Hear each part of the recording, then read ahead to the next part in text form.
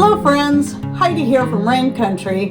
God is good all the time. And I'm here today to show you how I'm going to make my latest batch of a chicken medicine. This is just kind of an all-around good chicken medicine, whatever it is, that illness it is that they're battling. It's just something I came up with, but it is based on Amy Fuel's natural chicken keeping book. When several years ago, not long after getting this book, I happened to have a chicken get really sick.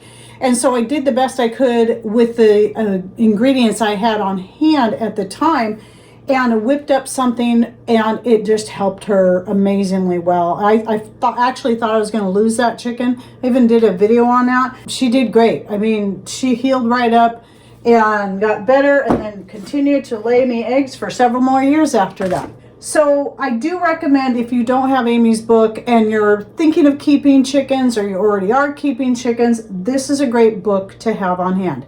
The Homesteader's Natural Chicken Keeping. And you will always find both of her books linked in my description box down below. So don't forget to click on more or show more somewhere down here below the video screen to open the description box and find all the links I put in there. So let's get to this recipe. I just realized I have an ingredient missing, so I'm going to grab that. And that is my garlic. And then the other things I have here are my mixed herb blend that is specifically for my chickens. I actually mix it into their feed just like this. So I have several jars of this I'll put up during the year from the herbs that I'm growing. And then I've got some homemade vinegar. I've got walnut hulls. So these are the main ingredients that I'm using in this, and the greens are a new one. So initially I was just using the black walnut hulls and the granulated garlic. And I will, if I can, I'll link to at least this. I get my granulated garlic now from Azure Standard. You can get organic granulated garlic.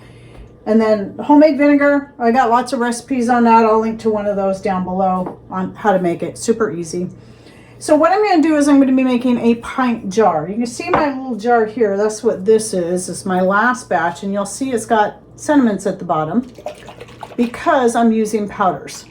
And so I always shake it up before I use it. And the reason I did that was because when I had that sick chicken, what I was basing the recipes off of was tinctures that she had made, but I didn't have time to wait on a tincture. And she uses alcohol in those. In this case, knowing that vinegar especially is very good for the digestive system, and I needed something quickly, I decided to administer what I had, which was the garlic and the black walnut hulls, in vinegar. And then I recommend either getting yourself some little glass droppers like this. You can get them in a couple different sizes. I have several of these. I use them for many things. They're nice to have. When I had that sick chicken before, I just made it right in a little dropper like that and gave it to her from that. But then more recently, when I had a couple of chickens get sick, I didn't want to be feeding them from the same bottle. So having some disposable pipettes on hand, it's really cheap to buy just a whole bunch of these.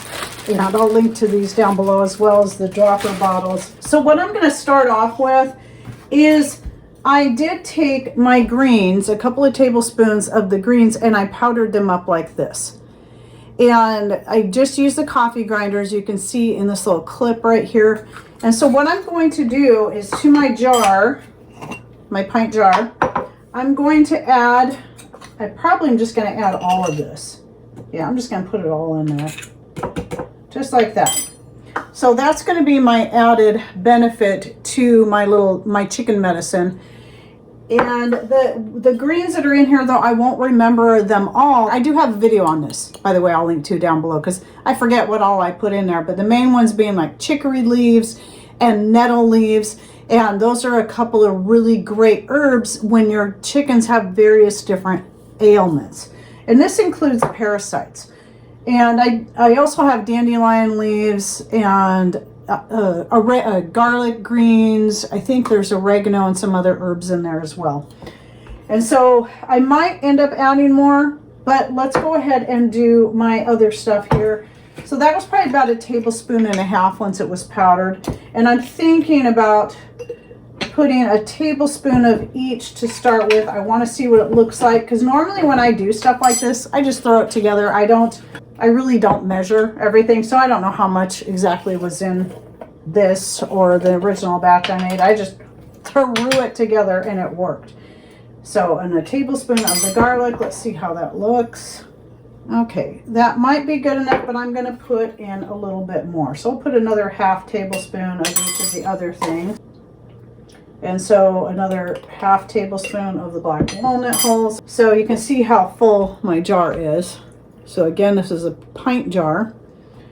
And then I'm just going to simply top it off with vinegar. Now, this can still be used as an extract or a tincture.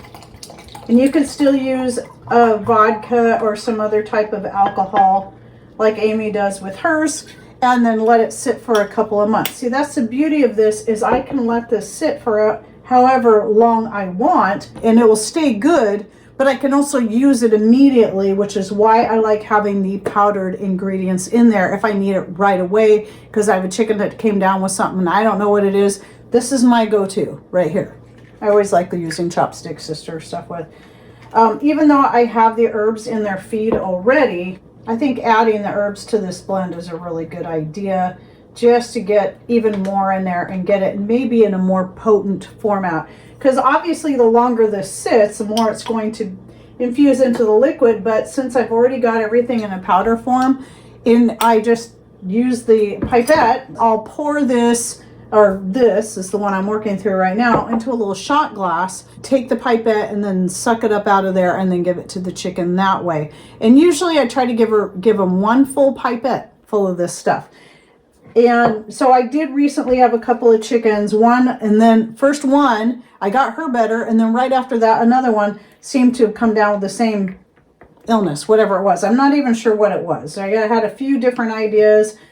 But regardless, this worked, and it worked amazingly well. It only took a couple of days. And so in this case, the chickens, just so you understand what was going on, even though I don't really know what they had, it started off with one of my youngest chickens, Roxy. She was doing really good, and then all of a sudden, one day I seen her isolating herself from the rest of the chickens. She wouldn't eat any of the scratch or special treats I was throwing out there, even when I held them right up to her beak. The first thing I do is whenever a chicken is acting a little funny like that, one of my hens, I bring them in, I check their oviduct to make sure that there's no bound eggs in there. I've yet to have a chicken have a bound egg, but that's one of the first things I check for. And make sure they don't have any crusties on their behind, pasty butt. And then the more recent thing I learned about is checking their crop. So it's right here. It's on this little bit off to the side. And that's where their food first goes. And you just kind of want to squish it around, check it, and see if it's really, really full and feels hard. Then you know they're not passing what's in there.